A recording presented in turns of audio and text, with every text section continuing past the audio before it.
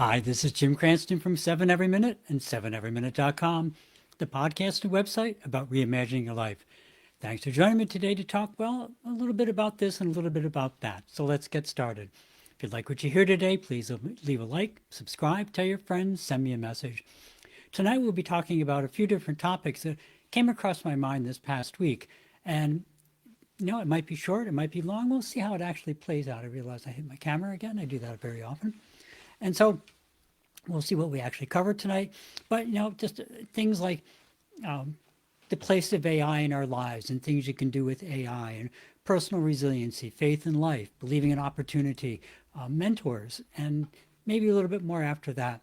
And so, why such a varied list?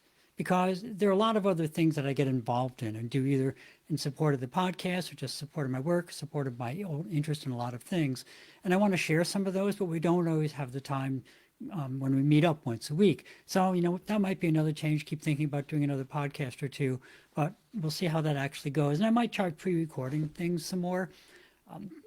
Sometimes I don't have the time to do things as a live that I might want. And if I do things in advance, it also gives me more opportunity to use things like slides and stuff like that. So we'll see. We might do some mixture thereof.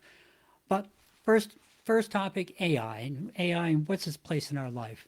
And so you've probably seen something about AI, or it's scary, it's going to take over the world. There's a whole interesting set of topics on that, actually, because the new AI machines are starting to cheat and lie to the users and stuff like that. So the problem when you model things after humans is they start to act like humans.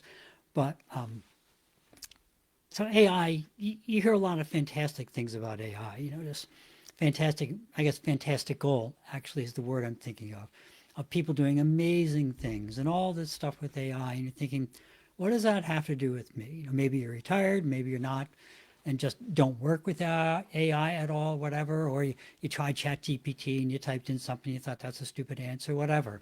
And so I'll just tell you that myself, I use Claude, in this case from Anthropic, but I use Claude AI for a ton of support questions, such as what's the proper equalization curve to make a home recording studio sound like it would be in a club setting?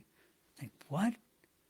And AI, Claude, gleefully replied, including guitar emojis and offering to be the band's virtual sound person. I think that's an AI question. Actually, it was. I just did it this afternoon for a friend, actually, and he gave a very thorough answer and the reason for some of the settings that he recommended.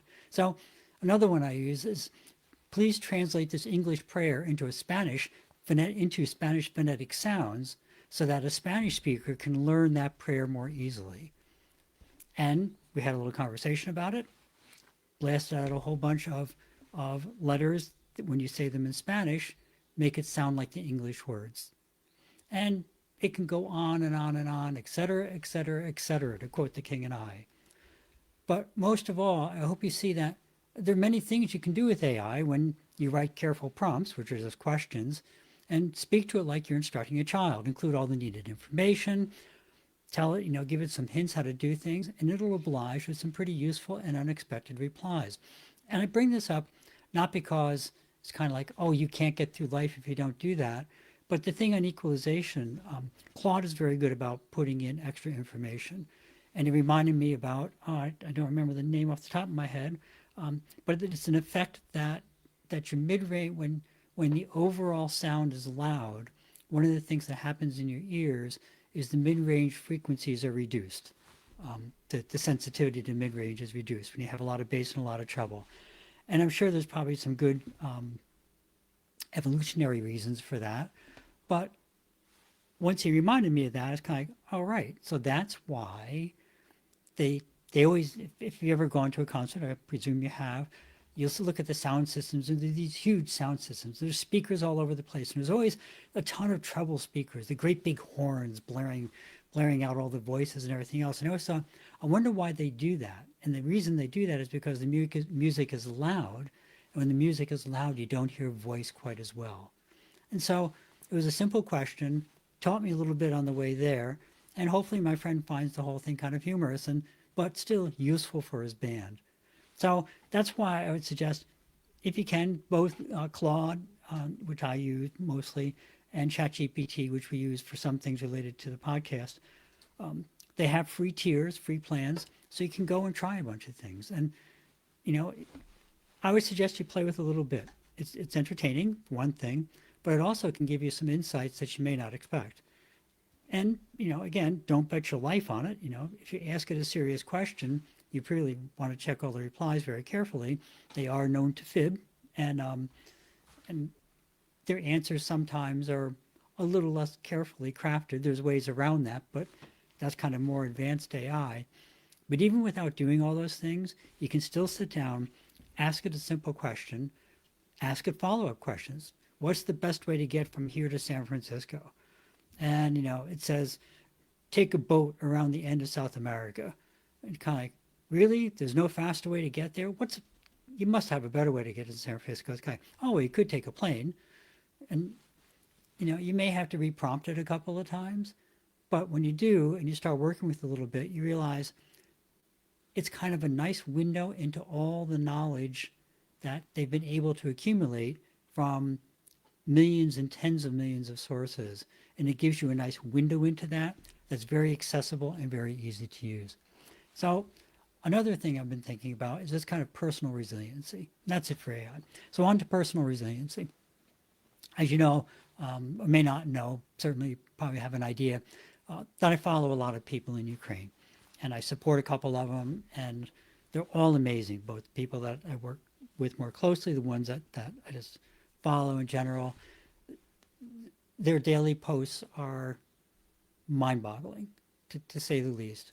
I'm looking at the news, and I realize the building I'm looking at is where my parents live, and there's no phone service. And then a post a little while later, I finally got through to them. They were happily out shopping. They're not hurt. This is a daily occurrence there, a daily occurrence. And things like they just did a big strike into Russia that was just amazing. Took 18 months to put together, all the logistics and the testing and the final implementation. And I'm reading now admirals and other brass in the various armed services are saying kind of like, wow, why didn't we think of that?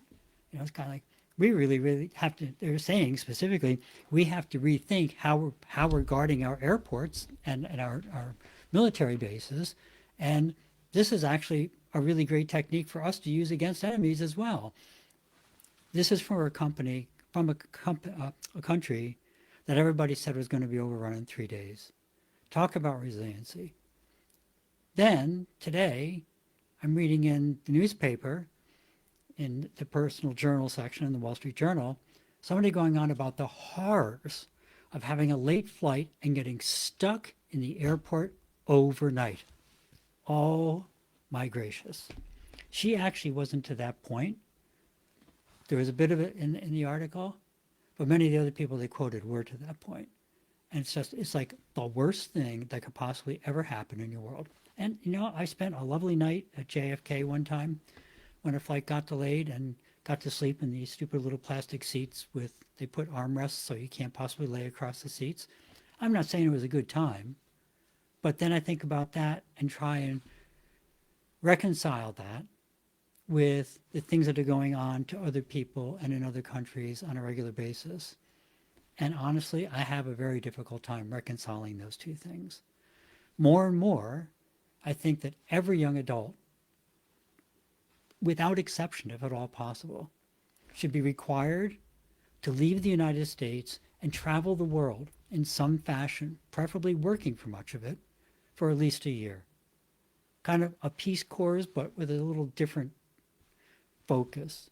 Not just to go and do work somewhere, which is an important piece too, but to actually go and learn about other cultures. I was really fortunate. I got a job that did that for me.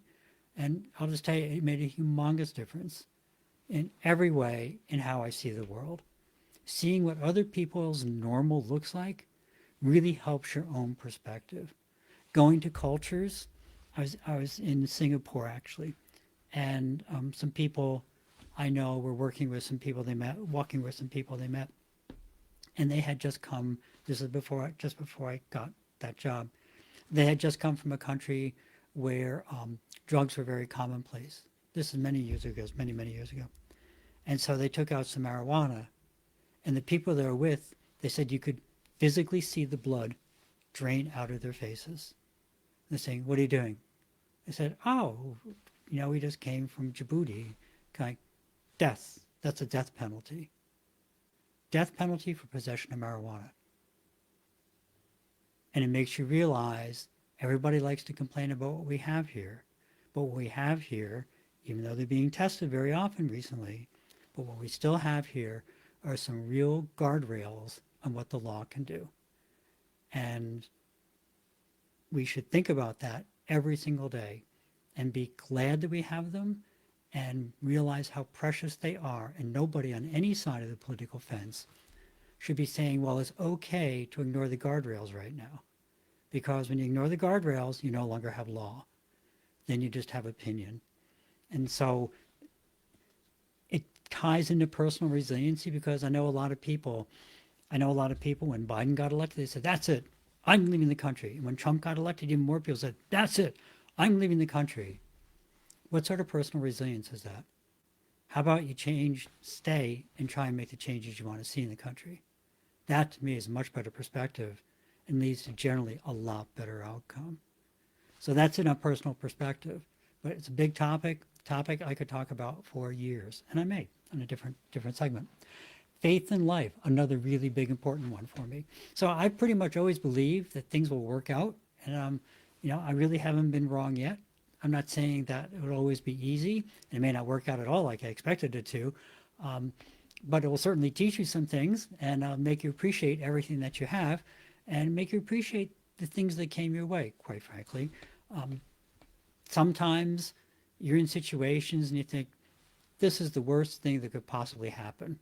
Just nothing else could go worse. And you realize you're thinking about that so much, and then you run out of gas. Kind of, oh yeah, things could get a little worse, couldn't they?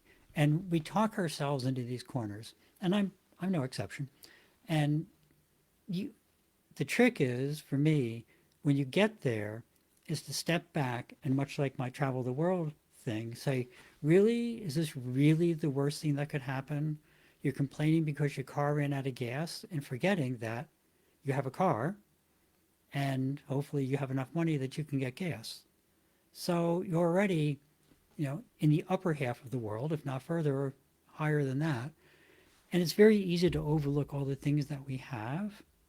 But when you do that and just step back a little bit and look at everything we have, suddenly then you realize, wow, I've already had a lot of good rolls of the dice.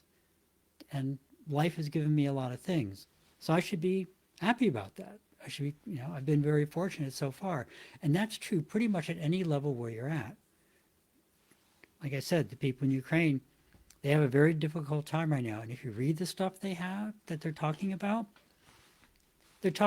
obviously the war and the people who've been killed and all those things. But they also talk about someone they know they got married, and the weddings, and the little children that they got back from Russia, and all these things that are positives in their lives. And that's what makes the difference. That if you have faith in life, sometimes it'll be very difficult.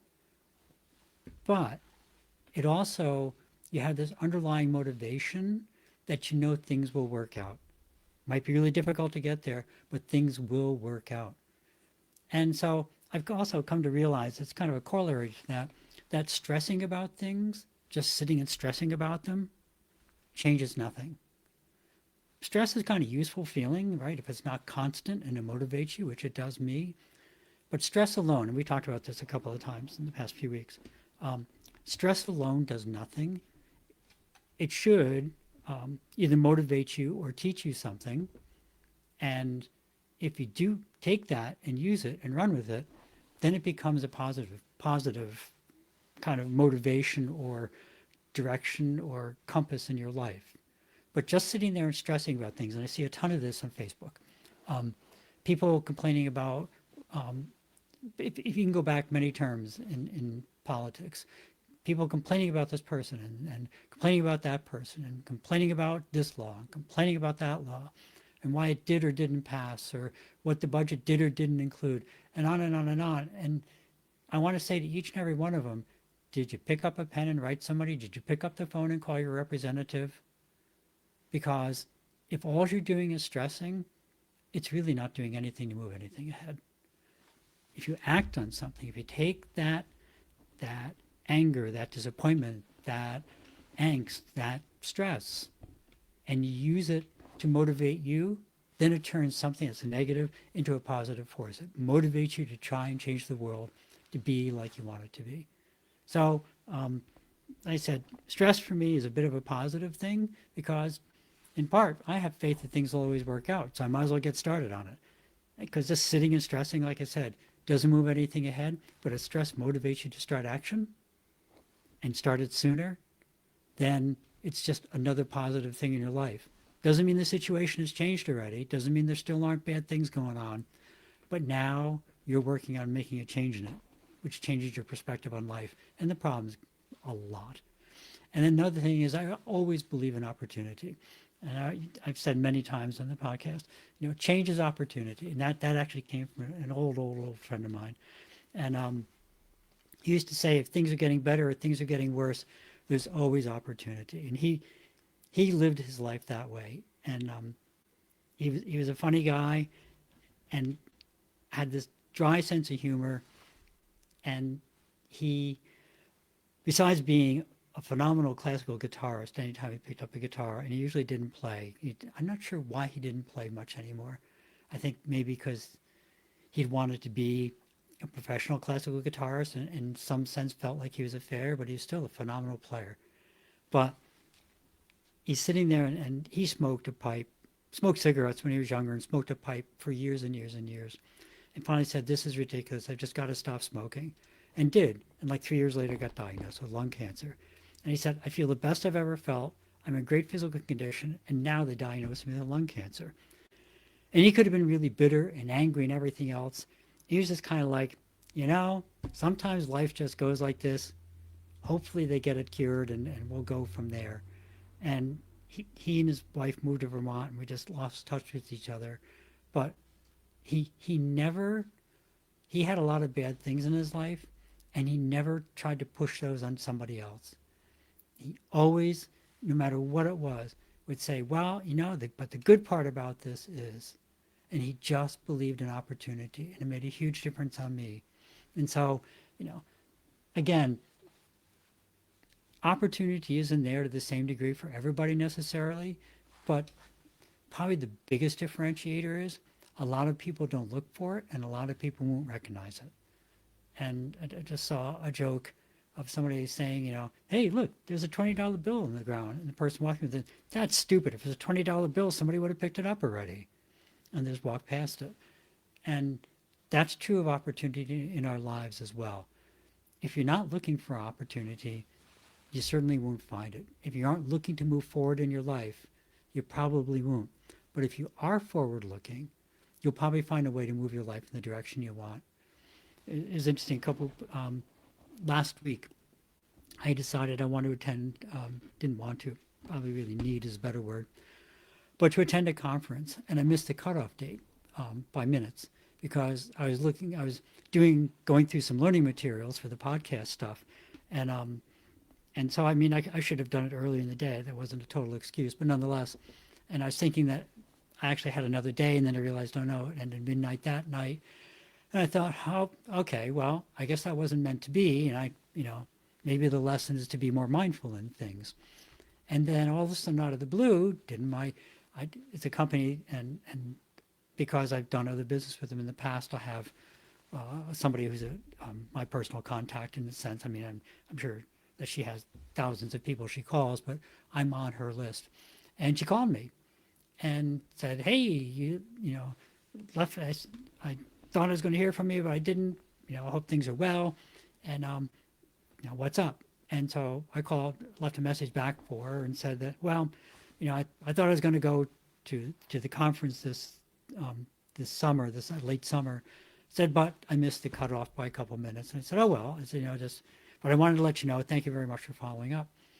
So she called me back and said, hey, lucky day, because since you're dealing with me directly and not through the general website, I can extend that offer further and She ended up giving me about $450 of discounts, which was much of the total cost of the conference, which I would not have gotten if I'd signed up online.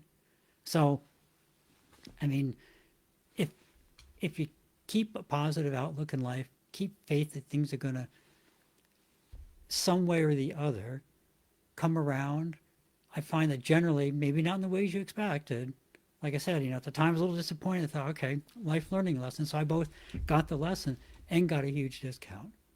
And it was just because I could have looked at my phone just as easily talking about opportunity. I could have just easily picked up my phone. This is not my phone. This is my glasses case. Could have picked up my phone and go, I'm not going to answer that. I already missed the thing. Probably want to sell it to me at full price, and not called them back. But as it was, I paid far less than I was going to pay if I had been on time. So opportunity is all around us. Don't ever close your mind if you can help it.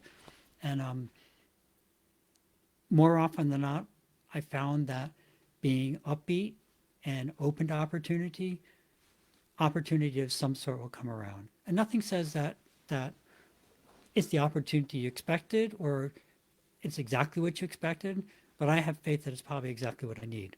As I say, life doesn't happen to us. Life happens for us, and that's really something I try and keep in mind. Next topic, mentors and mastermind groups or peer groups. So I have some professional mentors in my life. I think I've mentioned them in the past. One of them is James Wedmore. Another one is Pat Flynn. There's Pat Flynn, Smart Passive Income. And James doesn't have a cute little symbol, so I can't have anything behind me to promote James. But those are two of them. Another one is Tony Robbins. And they all have a different place in my life. They're all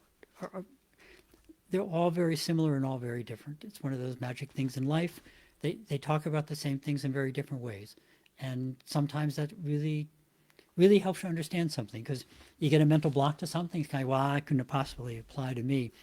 Then you hear somebody else say it in a different way. You go, wow, actually it really does apply to me. It really applies in this situation. And it really allowed me to move forward in this situation. So again, I think having some either professional or other mentors in your life is just, it's a huge boost. It's kind of almost like cheating in life. And like I say, if you can hang out with some people who you think are just amazing, whatever, hopefully for many reasons, I would encourage you to do it. It makes a huge difference. They don't have to be people that charge $1 million. I know there's some mentors who do charge $1 million, quite literally. I don't hang out with people like that. And most of them are actually pretty inexpensive. But they bring certain things into my life. Another one is Dr. Shannon Irvine. I was with for a long time. That's the neurocoaching basis. I have a certificate in neurocoaching from her. And then just drifted away to focus on the business side of things. But I've always kept in contact with her. And we'll probably be going back and doing some more stuff with her, because I see she's doing new work now. And I think it's very relevant to what we talk about. So it never hurts to, and I'm not somebody who says, oh, don't, there's a whole train of thought that says surround yourself with, 5 people better than you, whatever. And that's kind of like trying to move up through the ladder of life by changing your friends to somebody who is always more advanced than you. And I don't necessarily agree with that. But I think there is merit to hanging around people who certainly share your vision of life and have done things that you find amazing. It doesn't mean that they have to be amazing in every way, but some aspect of them strongly motivates you, strongly encourages you, strongly makes you a better person. And so I would really encourage that. It's been life-changing for me. I started this actually probably, sorry not to look at the camera, I'm just looking far distance. I'm looking at my background, I'm looking at my history, probably 30, 40 years ago. And not officially, not like signing up with somebody, but realizing there's some things I wanted to change in my life. And so the tack that I took, and I can't remember if I ever talked about this actually, I've coached people on it privately. One of the things I did in my life, I'm actually a very shy person. Talking to a camera with people watching me is something that was probably the farthest thing from my comfort zone, potentially ever. But I did that and many, many other things because I would look at people who I admired, and they could just be friends, people in high school, literally in high school, and say, well, I'm not going to mention any names to protect the guilty, but thus and such, that person, they do something that I think is really nice, that I would really like to be able to do, but they seem to do it so effortlessly, and I can't do it at all. And so I thought, well, that's silly. Just watch them and see what they do. And there's things like I'd walk into the cafeteria and kind of head down and get my tray of food and carry it over and sit down. And they'd walk into the cafeteria and go, "Hi, Mary. Hey, Bobby. How are you?" And not fakely, they wanted to meet people. They liked people's company. They enjoyed people, and they just walked right over. Like if it was a guy, he just walked right over to a group of girls, say, "Hey, can I join you for lunch?" And they'd almost always say yes. And I realized at the time, I finally realized it wasn't because that he was that special per se. It was because he took the extra step of recognizing them, maybe complimenting them, but even just saying, hi, Mary, hi, Kathy. And so that broke the ice and said, yeah, I see you as a person. And once you do that, people respond differently to you.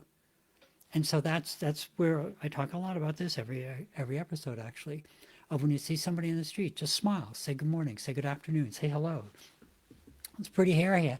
I love your earrings. Those are really pretty today. Whatever, just compliment somebody on something. That's a really neat briefcase. It looks good on you. Have a great day. Anything. And it's not false compliments. It's picking out something that's genuinely there and just telling them, I see you as a person. I recognize you put a little effort in to make yourself, stand out a little bit and be somebody who shows respect to other people by dressing respectfully. And I want you to know that I know you did it. Thanks a lot. And those little things make a huge difference. And so that's what I say. You don't have to go to a professional mentor and get all sorts of guidance. But if there's something in your life that you're not entirely satisfied with, and you know some people, and maybe it really bothers you because you say, oh, wow, everybody else, who knows what it is. Everybody else can find where the free concert is at night. And I never figured out, and I find out about it the next day, and it turns out, jeepers, it was 3 blocks from my house. I didn't even know where it was. Something really simple like that. Ask them, talk to them, just hang out with them, make it a part of conversation. Hey, how is it you always know about those free concerts or something like that? If it's something in meeting people, just watch them, see what they do. And it doesn't mean robotically, follow somebody around and peer on them all the time, but just make note of what they do that's different and try and do some of those same things and genuinely do them. If they're friendly to people, be genuinely friendly to people that they don't know. If it's acting in a certain way, they see something, they always write it down.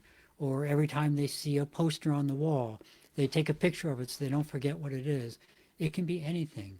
Your mentor doesn't have to be somebody with 1 million followers and a big group. It just has to be somebody that has some qualities that you find amazing. And then you can learn from that and pick up more things in your life, and that'll make you happier and also make you an example to other people. So, like I said, mentors, both formal and informal, have made a huge difference in my life, made my life, quite frankly, a lot more fun. And there's probably people that you know or know of in your local area that are amazing in ways that matter to you. I would encourage you. Hang out with them. Find out what they're doing. See what's making them smile all the time. And maybe then you'll smile more too. So I was trying to decide. It's actually been going on a little longer than I expected. Like I said, one never knows when I get talking how long we're actually going to talk for. Oh yes, I'm sorry. We've been wandering for quite a while. So on my screen, what it says is algo mas. Anything else? Probably should wrap it up for the evening. So, but I hope you at least get a taste of how I generally live my life and why I really do stay hopeful even when things get pretty unpleasant. And you can pick whatever you want in terms of unpleasant. whether it's the economy, world politics, local politics, pick anything that you want. The world's never going to be totally perfect, but you can either focus on the imperfections or you can focus on the things that you want to change to try and bring it back closer to being how you want it to be, right? The most valuable things in life usually aren't things at all. They're all the expertise and the experience, the knowledge, the sharing, the emotions. Those things can be priceless. They don't have to be expensive, but those are the things that you really want to focus on. And part of those, the things I talked about up above, staying optimistic, having faith in life, just going back through, believing in opportunity. What else? Personal resiliency. You know, all those things. Those are the things that bring meaning to life and give you the motivation and the ability to go on when things get difficult. And so if you're not already, I would encourage you to try them. If you are doing them, then double down, do it some more. Because people look up to people who seem to be happy.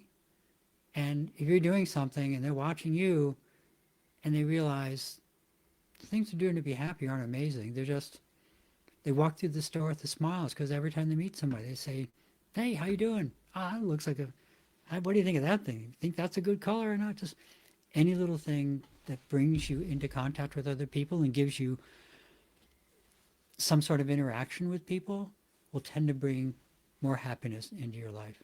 So that's it for the evening. Your homework for tonight. I wasn't going to do homework, and I did a little teeny homework. Your homework for tonight is to think about some things that I mentioned that I find make me more positive and useful, and see if any of them might be useful to you.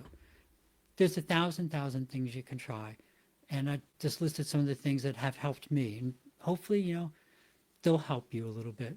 And then extra points that if you did find something useful, try it for a few weeks. Remember, you make habits by doing it over a period of time, not for a day or three. And so if it's something like, I just decided today that I'm not going to snack before 11 o'clock. Actually, I've been doing intermittent fasting again. And so I do intermittent fasting on and off, and started again a week ago, was 2 weeks ago, something like that. And the first day or two, of course, is just horrible. It's just kind of, oh my God, I think I'm going to die of starvation. But it was actually really useful because this time I found what's really driving a lot of my eating is the stress at work.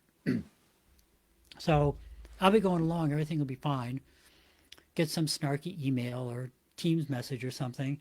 And so it's kind of, oh man, I just got to go see if there's anything sweet in the refrigerator. And it's kind of, no, stop it, stop it, stop it. You don't need it. That is just your stress trying to find something sweet as just to give you a little dopamine hit, quite frankly. And you don't need it. And after a couple of days, it's really interesting because when that happens, I might even get up and start to walk to the refrigerator, and then I just laugh and go have some tea. And it's gone. Habits build on themselves. And when you do things and you make changes in your life, what you find is once you do them for a little while, you'll find ways that they become kind of self-sustaining. So if you're trying to make a change, don't lose faith that you're going to be able to do it. And then, like I said, we have a lot of opportunities. I hope you find some of them useful. And let me know what you found useful, and send me some information. And I mentioned that the webcast webinar on SMART goals is coming up. I'm not going to talk about that tonight because I really wanted this to be a pretty light evening. And so that's really it. Again, as always, please remember that there's much unrest in the world. I'm sure it's going to ramp up before it ramps down. So UKR.7, this supports, like I said, some of the people that I follow all the time on LinkedIn. There's a very, very active community of people in Ukraine. A lot of information flowing back and forth. I would encourage you very much to look there or to support these people, see what's going on there. If that's not what most interests you, worldcentralkitchen.org there, active throughout the world. Fantastic organization going after disasters and help get food and basic services going again. Recommend both of them. WCK.org, World Central Kitchen, UKR7.com, UKR7.com is that's our website, and it's just a site of links to other places that support people in Ukraine. But as we always talk about, and just talked about again tonight, there's a lot of things you can do. You can help people locally. It doesn't have to be a huge organization. A lot of people are always looking for volunteers, always looking for a little bit of money or whatever. Or if you're just not in that situation, that mindset, one of the best ways to care for yourself is to care for others. Something simple, a little hello, good morning, goodbye. You look nice today. Thank you. When somebody does something for you that's nice, it's just grunting. Brr. Say, oh, thank you very much. Have a good day. Just make somebody's day a little bit better, and you've made a positive change in the world. Something that's really good for you and for the world. So, as always, if you can and you're able, UKR7.com, WCK.org, local people you meet on the street, anything you can do to make the world better makes it better. As always, thank you for stopping by. If you found something interesting or useful, please pass it along, and please subscribe and hit that like button. If not, please drop me a comment. Tell me what you'd like to hear. And of course, if you're listening to this, don't be bashful about telling other people about it. I really do want to reach more people.